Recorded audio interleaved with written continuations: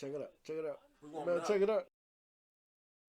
Go ahead and click the link in my bio. It'll bring you straight to my YouTube page. And go ahead and hit the subscribe button. Support is free, man. You know what I'm saying? It don't take nothing to just to hit a button one time. And while y'all there, go check out some of my videos. I would really appreciate it. A new videos coming out soon. Y'all stay tuned. So I decided to do a little series on the most disappointing teams thus far throughout, I don't know, the first month and a half, 2 months of the NBA. And without further ado, the first team that I'm going to get into is the Miami Heat. Their record, their play, their coaching, all of it has just been horrible. I have no idea. Like, what happened? What happened? This was literally the Eastern Conference Finals, one game away, one shot away from going to the actual NBA Finals. They led the East with the first overall record last year, and all of a sudden they're like fighting for playoff, not even playoff, but play-in contention. Is really horrifying to see. They're struggling to remain above 500, and the crazy thing is that they have three stars, or what you would consider stars, but considering the fact that all these guys average over 20 plus points, but then the offense just isn't there. Then you have a coach who lacks the ability to understand that a small ball lineup does not work. This is the same guy, and I hate to be critical of Spo, because it's like he is a great coach, but one thing that I always criticized him for is his rotations. I never understood it. It's like in the NBA Finals, the one time that they went to the NBA Finals since Jimmy Butler took over as the main leader, he literally had a front court of Jay Crowder and Bam Adebayo going against the Anthony Davis and Dwight Howard. That speaks volume within itself. Still to current date, he still uses small ball lineups. Now I'm not gonna say that this is all completely on him, because Riley, like, what you doing up there? Where is the help? Where's the front court presence? Like, when are you guys gonna understand that these small ball lineups just don't work? They have no interior presence whatsoever. Like, they get abused on the boards. They have no offensive rebounds. They have nobody really fighting for them. I was just watching the game just now against OKC. They literally, their interior defense is horrible. Without Bam, the whole thing just goes up in flames. And even when he's there, it's like you put so much on him that, you know, it could risk injury. God forbid, obviously, but you know, it could risk injury. You know, you put him in the right situation or in the wrong situation rather, where if the team puts him on one side of the floor, they easily can take advantage on the other side. It's like, in one thing about Bam, and I love Bam's defense, but he can't be everywhere at once.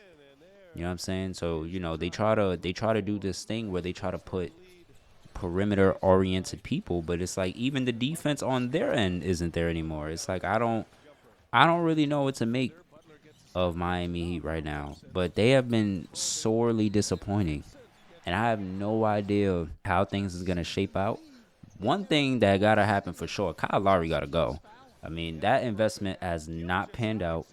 Duncan Robinson too. Well, I feel like with Duncan Robinson is like I'm like torn between that, because I feel like on one end he just needs more playing time, and then on the other end it's like I just feel like he just need to go too, because that investment just didn't pan out. Those two players for sure might need a change of scenery. Kyle Lowry for sure needs to go.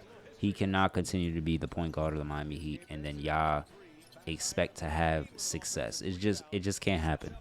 Riley also needs to understand, as well as Spoelstra needs to understand, that you need to have an interior presence. Not everybody can be the Warriors, and that's okay. Not everybody is supposed to be the Warriors. Play your style of basketball, and the rest will work out. When you try to be something that you're not, it never works. It always catches up to you, always. And Spoelstra needs to understand that small ball lineup only worked when we had two of the best players in the whole entire world. It doesn't work anymore. We no longer have LeBron James. We no longer have Dwayne Wade. We don't even have Chris Bosh. I feel like Bam could be that, but he needs to be more consistent. Jimmy Butler is definitely, at least I feel, a better player than Chris Bosh was, but even at certain times, he'd be too passive. One thing that this team really needs is consistency. Jimmy needs to understand, like, yes, there's no problem with you being unselfish and being somewhat passive and getting your teammates involved, but you also need to do your job and take control of these games. When you over here scoring 18 or 15 points it's like, and I'm not saying he's doing this like every single night, but it's like more times than not, you need to be putting up 25 easily. You don't need to be letting nobody outdo you. You know what I'm saying? So the criticism falls on the team as a whole, but really who I blame for this lackluster start, if anything, is on the two people above, which is Riley for not getting an interior presence and Spoelstra for having somewhat bigs on this team and then still not utilizing them. There's no reason why your starting lineup every day should be Bam and at the 4 is Caleb Martin. Those two just don't add up. It don't add up. And you got to make some major changes, bro. You really do. Jimmy Butler, I don't necessarily feel that he's the main problem, but he needs to be more consistent as being the 25 a night scorer guy that we all know he can be. And then Bam too. I've been really critical of Bam for many years, just as pretty much I know a lot of other Heat fans have been. He needs to be more consistent in terms of his play. Now, don't get me wrong. Give credit where credit is due. He has been playing the best stretch of basketball that probably he's had since he's entered the league. He's been scoring a lot more. In fact, you know what? I redact exactly what I just said about him because, as it turns out, him not even being in a more offensive role was actually due to Spo. He said that he used to fight with Spo in order to try and gain a more offensive role. And from somebody who is supposed to be your second player, who's supposed to take over the keys from Jimmy once he's done or before you trade him or whatever the case is, he should already be doing more. So the fact that he even had to fight for that, that's Spoelstra's fault too. I really, if there's anybody who I'm going to blame for this lackluster performance, is definitely going to be Pat Riley, Eric Spoelstra, Kyle Lowry, for sure. Those three, that's all I got to say on this matter, man. Y'all need to do better.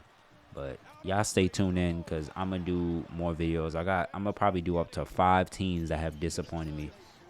This was the first one, so I had to knock them out. But y'all let me know what y'all think about the Heat's performance thus far. If y'all feel it's lackluster or not, and where y'all think they gonna finish.